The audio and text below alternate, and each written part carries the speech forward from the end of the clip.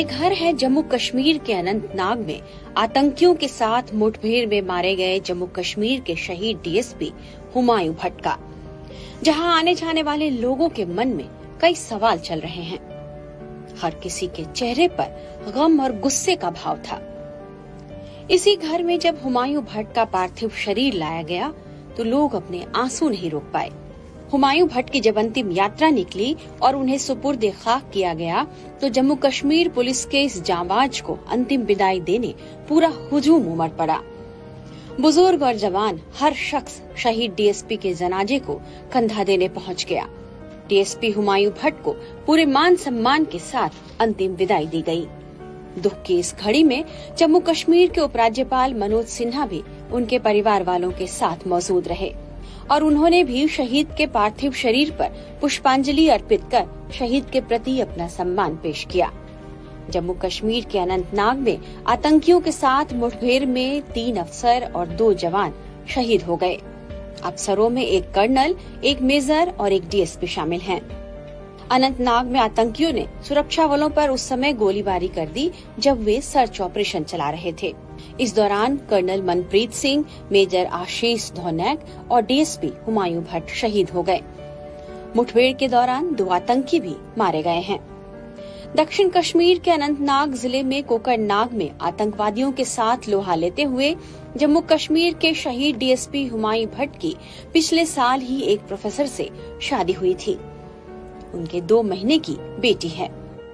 उनके पिता गुलाम हसन भट्ट पूर्व डीआईजी हैं। यह परिवार मूलतः पुलवामा जिले का रहने वाला है।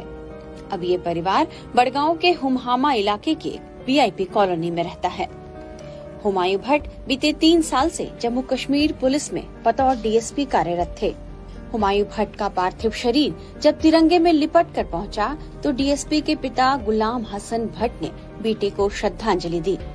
एक पिता के तौर पर बेटे की मौत ने उन्हें अंदर तक तोड़ कर रख दिया था, लेकिन एक पुलिस अफसर होने के नाते वे कर्तव्य पथ पर शहादत की अहमियत को समझ रहे थे। इसलिए बेटे को श्रद्धांजलि देते समय वे काफी शांत और दृढ़ दिखे। इस दृश्य को जिसने भी देखा उसका कलेजा मुंह को आ गया। इस मंजर ने सबको झकझोर कर रख दिया। डीजीपी दिलबाग सिंह ने पुलिस और सेना के बहादुर अफसरों की मौत पर शोक जताया है। एक संदेश में उन्होंने कहा कि हर जीवन की हानि दुर्भाग्यपूर्ण है। उन्होंने शोक संतप्त परिवारों के प्रति अपनी संवेदना भी जताई है। उन्होंने कहा कि 2 महीने की बेटी के पिता और सेवानिवृत्त महानिरीक्षक गुलाम हसन भट्ट के बेटे हुमायूं भट्ट घायल हो गए थे। ज्यादा ब्लड बहने से उन्हें नहीं बचाया जा सका। मीडिया रिपोर्ट्स के मुताबिक सर्च ऑपरेशन चला रही टीम एक ठिकाने पर आतंकियों का पीछा कर रही थी। जैसे ही सेना के अधिकारी और जवान एक बिल्डिंग के ऊपर चढ़े तभी अंदर छिपे 2-3 आतंकवादियों ने गोलीबारी शुरू कर दी, जिससे कर्नल मौके पर ही शहीद हो गए।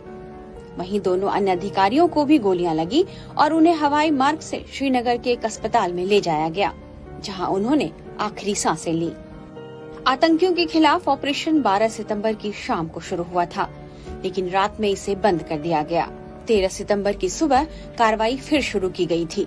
बताया जा रहा है कि हमले की जिम्मेदारी लश्कर-ए-तैयबा से जुड़े प्रतिबंधित रेजिस्टेंस फ्रंट के आतंकवादियों ने ली है। अधिकारियों का मानना है कि यह वही आतंकवादियों का समूह है जिसने 4 अगस्त को कुलगाम जिले के हलान वन क्षेत्र में ऊंचे इलाकों में सेना के जवानों पर हमला किया था, जिसमें 3 जवान शहीद हो गए थे। टाइम्स नाउ नव भारत डिजिटल की रिपोर्ट।